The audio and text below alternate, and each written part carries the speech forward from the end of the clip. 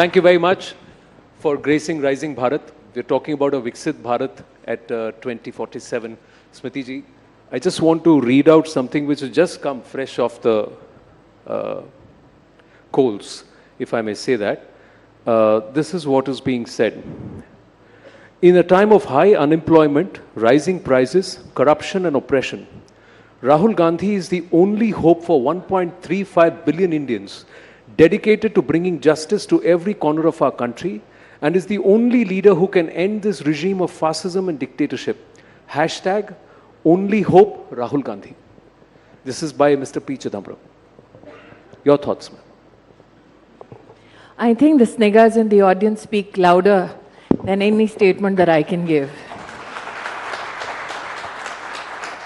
But I also believe that the destiny of a nation cannot be decided by a man who is scared of being defeated in a meeting. So a leader is one who does not leave his fleet behind. The gentleman hashtagged is somebody that I had the privilege of contesting against in 2019. Victory and loss are a part of electoral politics. But what defines a leader is that if they have grit enough, courage enough to stand with their own beliefs amongst their own people. And I don't think somebody who escapes and is feared of being conquered electorally is somebody who can lead a nation to better prospects. So I understand the compulsions of Mr. Chidambaram, but I also recognize that the voter at large respects the reality of a rising Bharat. लेकिन वो ये कह रहे हैं कि वो शक्ति को हराएंगे। देखिए, उन्होंने कहीं ना कहीं अपने आप को एक क्लैरिफाइड पोजीशन में अब रखा है। कहा है कि मैं उस शक्ति का उल्लेख नहीं कर रहा जिसका धर्म से कोई संबंध हो, लेकिन आज के एक एक्सपेंसिव कम्युनिकेशन और मीडिया के दौर में उनकी शब्दावली छुपी नहीं है किसी से देश में।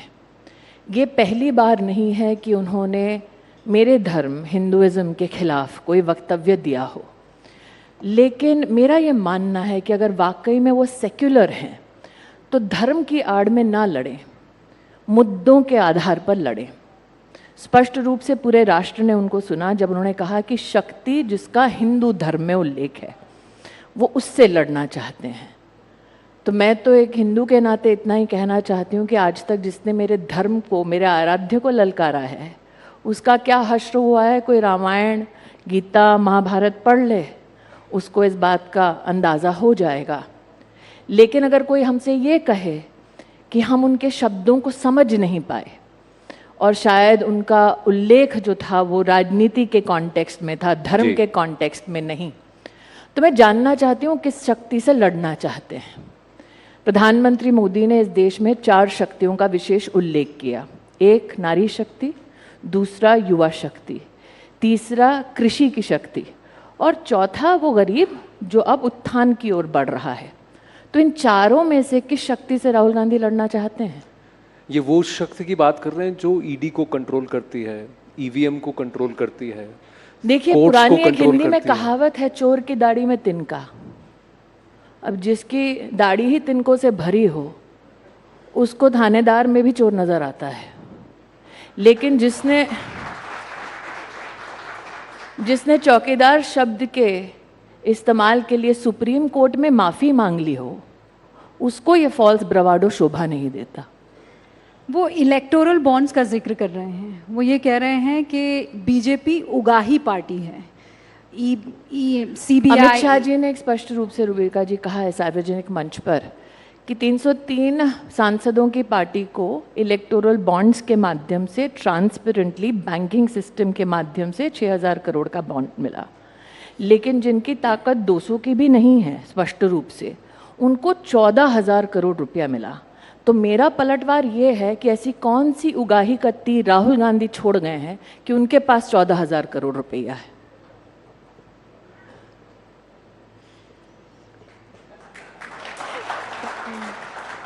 ये आप लोग रिएक्ट करिए, ऐसा नहीं है कि मत करिए। वो लोग चुनाव के दिन रिएक्ट करेंगे बटन कमल का दबा के, चिंता ना करें।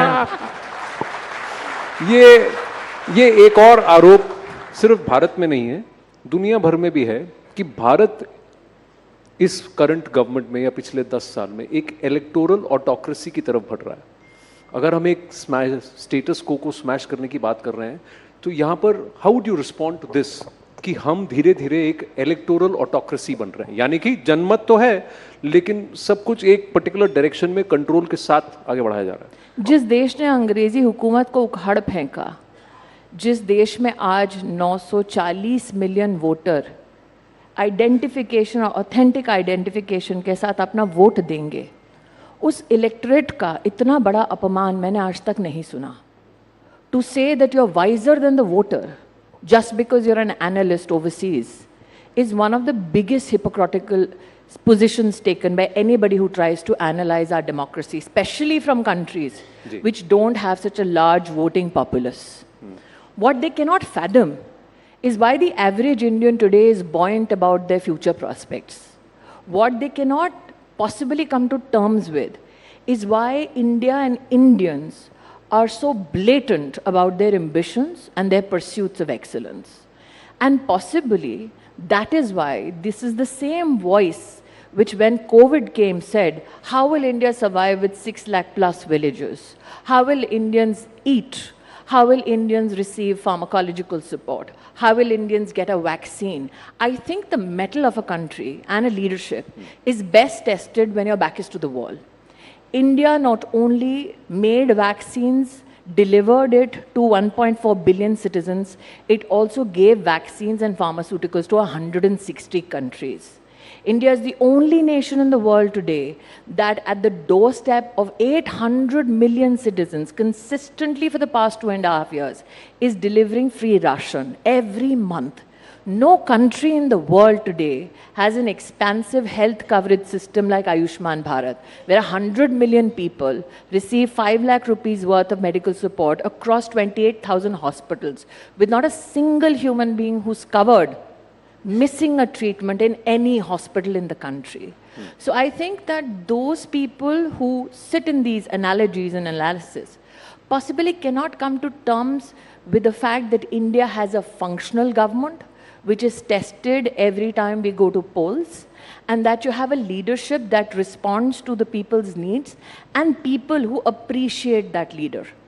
I also believe, Anand, when we go to vote, for too long and for too many years in our country, we have seen people vote on the basis of an emotion. Narendra Modi and before him Atal Bihari Vajpayee, I'm very proud, were two leaders who said, judge us by our development performance. What you see on the opposite are people who are pliant and depending on negative rhetoric. But Modi is the only leader right now who has given you a national ambition. Remember, after the independence freedom movement, we've never had a national ambition and a clarion call like 2047. So while Modi says for 2047, we need to create more opportunities for education, for enterprise, for skill, for manufacturing, what does Rahul Gandhi offer you? Division on the basis of religion, division on the basis of class, division on the basis of caste. While Modi says, let's talk about Atmanirbhar Bharat. What is Atmanirbhar Bharat? It is economic sovereignty of this country. What does Rahul Gandhi tell you? Atmanirbhar mat bano. While Modi says, let's pull 25 crore Indians out of poverty, and today the World Poverty Clock, forget anybody else, says that less than 3% people in India now live under the line of poverty. What does Rahul Gandhi tell you? He glorifies poverty. He glorifies a martyrdom at the altar of lost opportunities. So why should any informed voter then vote for Rahul Gandhi or an alliance which is barely together? लेकिन वो ये कहते हैं कि voter तो हमें vote करता है, लेकिन राजा की जान ईवीएम में है। देखिए, जो राजघराने में पैदा हुआ हो, जिसने उपहास उड़ाया हो एक ऐसे व्यक्ति का जो एक ज़माने में चाय वाला हुआ करता था, ये तो राजनीति की कैसी माया है कि अब उसको वो चाय वाला राजा दिखता है।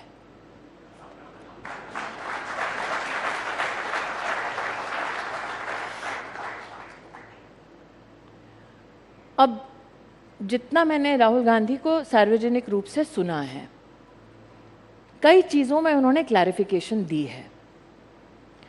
मैं एक क्लैरिफिकेशन बात मांगती हूँ। इलेक्शन कमीशन ऑफ इंडिया ने बार बार घोषणा की सार्वजनिक कि आइए टेस्ट कीजिए। क्या एक बार राहुल गांधी गए? बड़ा आसान है तोहमत लगाना, लेकिन आप किस पे तोहमत लगा रहे हैं? लोकतंत्र पर। आप लोगों की चॉइस पर तोहमत लगा रहे हैं, इलेक्शन कमीशन पर तोहमत लगा रहे हैं, और आपको लगता है पूरा ब्रह्मांड, पूरी कायनात इस जद्दोजहद में लगी है कि मोदी को प्रधानमंत्री बना दो। जद्दोजहद ये वोटर की है, क्योंकि वोटर ने 10 वर्ष की अवधि में मोदी को हर वचन की पूर्ति करते हुए देखा है। मैं अपना ही अगर लोकसभा क्षेत्र ले लूं, जहां पर 50 साल गांधी खानदान का राज रहा, 15 साल राहुल गांधी सतत वहां पर सत्ता में बने रहे, रूबिका जी, वहां पर 1,09,000 परिवारों के घर तो पिछले 5 साल में बने हैं। 4 लाख परिवारों को पहली बार जीवन में टॉयलेट मिला है। जहां 50 साल उनका खानदान रहा, अगर आप एक घर में मात्र 4 लोग गिन ले, 16 लाख लोगों के पास 25 लाख की आबादी में तो टॉयलेट नहीं दे पाया था ये खानदान, और ये ईवीएम पे शक कर रहे हैं। स्मृति जी, आपने कहा कि मरते दम तक, ये आपका अगर बयान सही है, मैं वहां गांधी परिवार को अमेठी में जीतने नहीं दूंगी। और ऐसा लगता है कि मेरा प्रकोप ऐसा है इस वचन का कि रायबरेली से भी गायब हो गए हैं। पर आप ये भी मानेंगे? नहीं, पर लेकिन ये ऐसी भावना क्यों? ये गुस्से की है, ये बदले की है, ये द्वेष की है? ऐसा है, मैं ऐसी भावना इसलिए कह रही हूँ रूबिका जी, अगर आपने 4 लाख गरीब औरतों को अंधेरे तलाशते हुए देखे हों कि वो खुले में शौच कर सकें उस इलाके में जहाँ 50 साल इस खानदान ने राज किया हो, आपको भी उतना ही गुस्सा आएगा जितना कि मुझे। अगर आपने 3 लाख लोगों को घर में बिना स्वच्छ पानी के जीते देखा उस इलाके में जो प्रधानमंत्री चुन के देते थे, तो आपको भी कहीं ना कहीं ये मन में कोलाहल होता होगा जैसा मुझे होता है। अगर आपने 4 लाख लोगों को बिना छत के देखा हो, आप जानते हैं जहां 50 साल गांधी खानदान का राज रहा, राहुल गांधी 15 साल वहां पर अपनी सत्ता जमा कर बैठे थे, 10 साल उनकी माताजी यूपीए की अध्यक्ष थी, उनके मित्र अखिलेश जी की सरकार उत्तर प्रदेश में थी। आपको पता है कि कलेक्टर के ऑफिस का शिलान्यास अमित शाह ने आकर किया। वहां पर पहला सीटी स्कैन का मशीन मोदी सरकार लाई, पहला डायलिसिस का सेंटर मोदी सरकार लाई, पहला ब्लड बैंक मोदी सरकार लाई, पहला पासपोर्ट का ऑफिस मोदी सरकार लेके आई। ये एक ब्लड बैंक नहीं बना पाए वहाँ। क्यों नहीं बना पाए? इच्छा नहीं थी, क्योंकि जब तक लोग इनके सामने गिड़गिड़ाते नहीं तब तक इनको वोट मिलता नहीं। आप कल्पना कर सकती हैं कि ये ऐसा खानदान है, इनकी राजनीति ऐसी है कि गरीब को इन मूलभूत सेवाओं से वंचित रखो। ताकत थी, साधन था, प्रोसेस में, पॉलिसी में इनका सहयोग था, चाहते तो कर सकते थे, जानबूझकर नहीं किया। लेकिन आप ये भी मानेंगी कि आपके वहां जाने तक उनको ही अमेठी चुनती थी, उनको ही रायबरेली? ऑप्शन नहीं था, शायद ऑप्शन नहीं था टेनेसिटी का। और मैं बता दूं आनंद, ये कोई आसान लड़ाई नहीं है। मैं 2014 में जब पहली बार लड़ने गई थी, मुझे रहने को किसी ने जगह नहीं दी, मुझे सीमेंट के गोदाम के ऊपर एक कमरे में रहना पड़ा, इतना खौफ था उस खानदान का। मैं जब 2014 में पहली बार गई तब वहां पर 2 लोग खड़े होने के लिए राजी नहीं थे। प्रेम की भाषा नहीं बोली जाती थी, खौफ की भाषा थी अमेठी में। आप अगर कभी, मैंने कहा गांधी जी से, शरद यादव जी तो अब नहीं हैं, उनसे पूछे जिन्होंने अमेठी में कभी चुनाव लड़ा है, राजमोहन गांधी जी का आप इतिहास उठाकर देख लीजिए। लोगों को निर्वस्त्र किया गया है, गोलियां मारी गई हैं। अमेठी के विपक्षी कैंडिडेट पे आप इतिहास उठाकर देख लीजिए, गोली चली है भाई साहब। तो ये आज किसी को लगता है इन हाइंडसाइट कि अरे स्मृति ईरानी ने कोई सास बहू किया होगा इसलिए वोट पड़ गया। वहाँ 1,20,000 घरों में तो पहली बार बिजली मोदी ने दी है। आप बिलीव करेंगे, जहाँ 50 साल उनका राज था वहाँ 60% घरों में कभी बिजली नहीं थी। तो ऐसे इलाके में पहली बार चुनाव लड़ना कोई साधारण चुनाव नहीं था वो। तो जब आपको कहा गया कि आप वहाँ चुनाव लड़िए, या अब आपको कहा गया है कि अब कहीं ना कहीं आपने अमेठी को अपना घर बना लिया, आपका गृह प्रवेश घर बनाया है, गृह प्रवेश हुआ है, उसकी आपको बधाइयाँ, लेकिन उसमें भी आपको 5 साल लग गए। हाँ, तो वो अटल जी की कविता है ना, हार नहीं मानूंगा, रार नहीं ठानूंगा, काल के कपाल पर लिखता हूँ मिटाता हूँ, गीत नया गाता हूँ। तो अब तो जिसके पास नेता ऐसे हों, जिनकी कविताएं ऐसी हों, तो जोशीले होना उनके लिए संभव ही है। तो आपको ये खला नहीं, थोड़ा सा मैं पूछना चाहता हूँ कि मुझे ही क्यों भेजा गया अमेठी? बिल्कुल नहीं, मुझे तो ये अच्छा लगा कि उस खानदान को धूल चटाने के लिए पूरी पार्टी में मेरा ही नाम मिला था। अच्छा, लेकिन मुझे आप किसी चीज का मलाल नहीं, आनंद जी। हाँ, आप कॉन्फिडेंट हैं कि वो नहीं आएंगे? आ भी जाए तो कोई फर्क नहीं पड़ता। और प्रियंका गांधी, मैं बड़ी विनम्रता से ये कह रही हूँ, क्योंकि ऐसा नहीं है कि उनकी आजमाइश नहीं हुई है, भाई बहन दोनों की। और विनम्रता का भाव इसलिए रखती हूँ रूबिका जी, क्योंकि 2022 का विधानसभा का चुनाव हुआ, जहाँ पर दोनों के दोनों मुखातिब हुए थे अमेठी से, और तब गांधी परिवार के उस सदस्य के पास उत्तर प्रदेश में सीट लड़ाने का दायित्व था। और 5 विधानसभा की सीटें हैं अमेठी में, और जो 4 विधानसभा क्षेत्र में दोनों ने मिलकर पग धरे थे, वहाँ चारों विधानसभा क्षेत्रों में कांग्रेस की जमानत जब्त हो चुकी है, 22 में है। 2019 में कांग्रेस पार्टी अकेली नहीं लड़ी थी, अखिलेश जी, मायावती जी संग उनके रहे थे, तीनों ने मिलके मेरे सामने चुनाव लड़ा था भाजपा के सामने। तब कांग्रेस के पास लगभग 4,30,000 वोट थे इस गठबंधन के पास। अगर आप 22 का चुनाव उठाकर देख लें तो कांग्रेस के पास अमेठी लोकसभा क्षेत्र में 22 में सिर्फ 1,20,000 लगभग वोट बच गए थे। मतलब 19 से लेकर 22 तक के बीच में 3 लाख वोट उनके पहले ही हम कम कर चुके थे। अब सोचे, जब 2 सालों में या 3 सालों की अवधि में 3 लाख वोट कम हो गया, 22 से लेकर 24 तक अब क्या हश्र हो रहा होगा। इसीलिए तो जब यात्रा लेकर आए थे, जनता तो छोड़िए, उनका कार्यकर्ता भी नहीं था वहाँ। कहते हैं कि कंफ्यूजन था, क्योंकि वो अलायंस जमा नहीं था उस वक्त कि ऐसा है आनंद सपा जी, आए कि नहीं आए। मैं आभारी हूँ कि आपने ये कहा। तो नेता भी कंफ्यूज्ड है, अलायंस भी कंफ्यूज्ड है, काडर भी कंफ्यूज्ड है, मर्सीफुली देश को कोई कंफ्यूजन नहीं है। तो आप मानती हैं कि देश को कंफ्यूजन नहीं है? 370 प्लस बीजेपी 400 पार। मेरा मंतव्य और सब छोड़ दें, यहाँ पूछ लीजिए। आप पूछिए।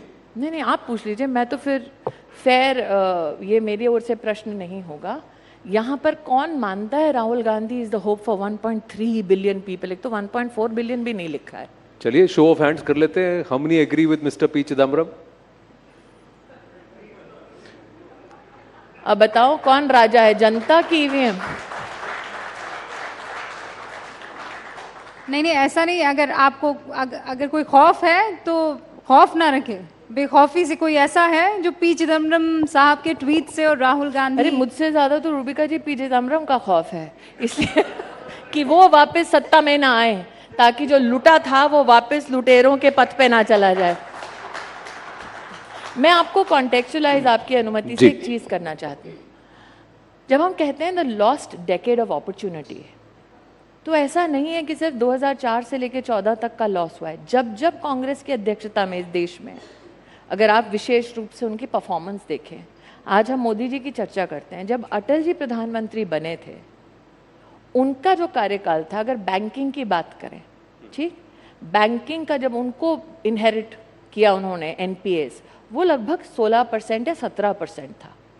जब उन्होंने ऑफिस छोड़ा 2004 में, एनपीए लगभग 7% तक आया, तब तक वो ला चुके थे नीचे।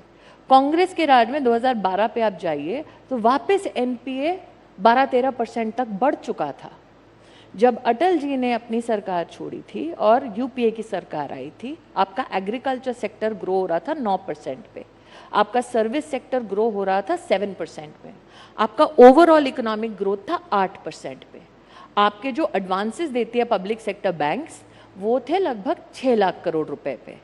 यूपीए का अगर आप आज भी नंबर उठाकर देख लें, यूपीए ने 2012 तक, 4 से लेकर 12 तक, आपको पता है कितना एडवांसेस दे दिया था पब्लिक सेक्टर बैंक से? 39 लाख करोड़, जिसमें से 3.8 लाख करोड़ व bad assets and never declared. ये खामियाजा किसने भुगता? देश ने भुगता। तो इसीलिए कह रही हूँ, उनकी परंपरा है देश को लूटने की, और जो 10 साल मोदी जी के रहे हैं वो सिर्फ पॉलिटिक्स ऑफ परफॉर्मेंस के लिए नहीं रहे हैं, पॉलिटिक्स ऑफ रेवोल्यूशन भी रहे हैं. This whole family has been tested on its mettle, on its political performance and inputs, and the best test I think for the country was when COVID came. Revelation की बात करें तो even this government is blamed for not revealing numbers. Statistics are not out. The actual numbers are not out. But statistics don't endear themselves to the opposition. That's a different issue altogether. But you would also agree that they may not like the statistics. They don't like the growth numbers. Why would they? They are fighting on a negative. No, so the why allegation would they is say, that yes, the numbers are the growth numbers are dressed up. Yes, there is growth, but there some of like it is I said, dressed up. Anand, let's give me a small interjection. Okay, 30 crore mudra loans given to only women, 8 crore loans given to youngsters, first-time entrepreneurs. Okay, out of the 30 crore loans given to women, NPA is less than 2.5%, which means these loans got serviced, business got done, there was a profit. That's why the loans got serviced. So are those 30 crore women who got the loan, who did the enterprise, are they not employed? They are, right? 8 crore new entrepreneurs. Obviously they serviced their loans. Obviously they paid back. So were they not employed? 38 crores तो मैंने आपको यहाँ बैठ के गिना दिया है. Yeah, but you know, with respect to your ministries, banks are Women lying. and Child Care Development, and also the Minority Ministry. Two aspects let's talk about. Malnourishment, we still rank one of the highest in terms Who's of ranking malnourished. us? Who's ranking us? Well, if you're a number cruncher, there's a public data available on a tracker called Poshan Tracker. Yes. What does Poshan Tracker track? 75 million children below the age of 6. Correct. Right? How do they track? On WHO standards. Who does the third-party evaluation? The World Bank. Whether the testing methodology is correct or not. Evidence is available today for 75 million children. When did the Congress last compute it? There was no such evidence available before. The other aspect is of food security. If 80 crore people were not being given the food security, which is also being extended for the next 2 years. So basically what Rahul Gandhi wants, you'd still have a large number of people. What Rahul Gandhi wants is people should not get food. Is that your position? You'd still have a large number of people who would be struggling around the poverty line or would be going hungry. So let me contextualize it for you. Everything is not as rosy as it is painted. And I'll tell you why. 13.5 crore Indians came out of multi-dimensional poverty only because of Modi's health initiatives. What are those health initiatives? Primary being Ayushman Bharat Yojana. For every Indian, especially the poor, who got 1, 2 and the booster dose free, how much was it in the normal market? If you went to buy the vaccine, $600 per shot. So 1800 rupees, let's say, if you don't take the booster shot, 1200 rupees. In a family size of 4 people, how much would have that been for a poor family?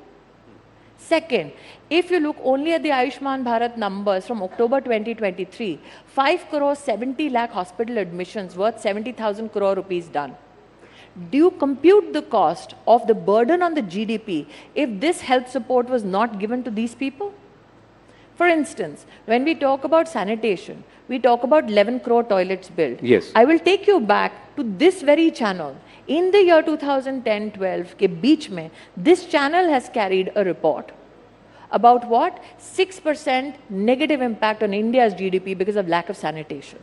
So when Modi gives a sanitation facility, it has a positive impact on the growth numbers. When Modi gives ration free to poor, it not only helps them come out of multidimensional poverty, it sustains them out of multidimensional poverty, it also fires up rural consumption, hence keeping industry and manufacturing alive.